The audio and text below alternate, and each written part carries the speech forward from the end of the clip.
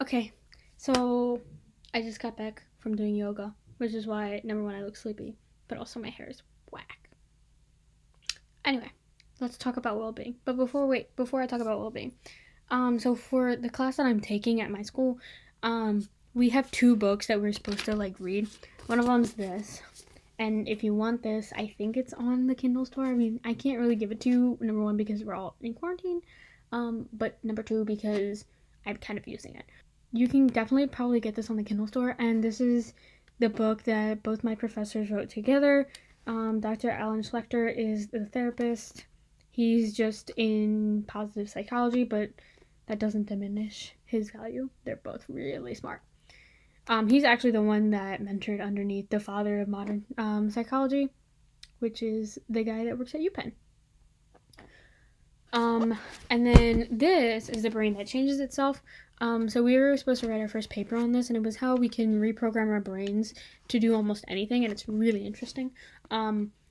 This one talks more about like how well-being and thriving in college, which is why it's called UThrive. And then it says end life, and it's not a self-help book. It's more like learning what you have and putting them to use. Does that make sense? Like, you have positivity, but how can I make that positivity work? Really, like, make it really beneficial for me. This one is really cool because it's got a lot of different examples of people overcoming, like, you learn about how we can teach blind people to see. You learn about people who have been in strokes and have been almost completely paralyzed. Give me 1 second, my dog's here. They learn how to become unparalyzed by exercising their brains. How we can totally, like, get over Alzheimer's and amnesia with this, and people who have been in comas, and how the brain works. Then this is really cool if you're really into psych. And basically all the topics that we're covering in class are kind of in here because this book is basically based off the class. So for well-being, there's a lot of complexities to happiness. Like, there's happiness when you're with your loved ones. There's also happiness when you're doing something that you love to do. When you're, like, passionate about something, that's happiness. It could also be, like, just like being delirious. That can also be classified as happiness. So, like, happiness has got, like, 50 shades. Not of gray, but 50 shades of happiness. It's really weird. Then hedonism is defined as something you do. It's kind of like a guilty pleasure. Hedonism is basically a guilty pleasure. So my guilty pleasure is eating chocolate when I shouldn't. There's a lot of guilty pleasures, things that make you want to, like, hey, I love to do this, but I really shouldn't. Like watching Netflix when I should be studying. So that's another hedonistic activity that I partake in. I'm sure you guys have lots. So hedonism, pain and pleasure are the only motivators. So pleasure being, that's like being hedonistic. Like, I'm motivated to do my work because I know I'm going to get my guilty pleasure out of my work. It's kind of like, what's that word? I can't remember it right now. Maybe someone can remind me of it. The word was delayed gratification. That's what I meant. Dopamine is the pleasure neurotransmitter, so that's the thing that's like, hey, I love to do this. So it was really cool because they did a study on dopamine levels, and so dopamine increased by 50% when you're having food. So, like, when people say food makes them happy, it's true. But then, get this, dopamine increases by 100% when you're having sex. So the more the better. Stay safe, I guess. To all of you who've done it, I'm sure you can relate. And then it increased 350% if they had cocaine. I'm just gonna leave that there. 1,200%. Like, dopamine is flooding your head right now. Like, I don't even know what kind of headspace you're in. 1,200% was increased by meth. And I'm not saying do drugs. Because while dopamine is, like, really cool, dopamine has a really bad down period. So when you have dopamine, you're like, okay, I started here and then I have some food and I'm all the way up here, right? You do come down of your dopamine high eventually, right?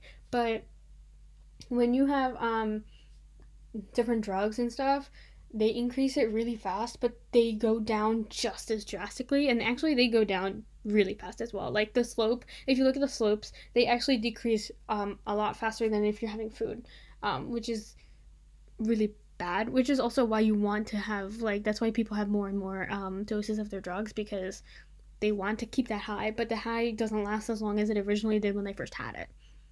So, but there's also like hope for us. Dopamine can also increase if you're like giving back to people because you're feeling really satisfied. Community service, which is really cool. I volunteer a lot, so I mean I've experienced this firsthand. It's really cool. My would-be sorority's philanthropy was child abuse and awareness. Um, it was child abuse awareness and prevention. My bad. And like we gave back to kids. We went over to all these kids in the Bronx, and we like helped them out for a day.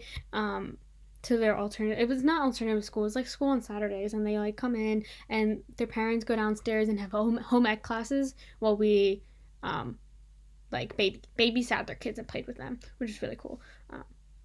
But anyway, enough about me. We're gonna talk about well-being.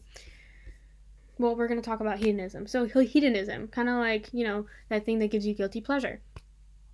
So the cool thing about, again, you know, when I was talking about the up and down, so when you're doing a hedonistic activity, eventually you do come back to like a set 0 point. So we all return to a stable level of content, happiness, depending on whatever life event we just went through, right? But if you constantly do hedonistic activities, like constantly watch Netflix because it makes you happy, it's not gonna work. People, a lot of times people think that if you constantly do something, it'll always happen, but it won't, because you eventually do come down to a level of stable happiness. And you see that blue line. The blue line is your stable set level of happiness, and then your green is euphoria, obviously, and misery, but eventually you do get to a set happiness level, and the happiness level is determined by like genetics and stuff. But according to some theories, it's determined by genetics, but you can also change your happiness level, so it's not like you can't change it. Basically everything can be changed. It's very cool, which is why exhibit A.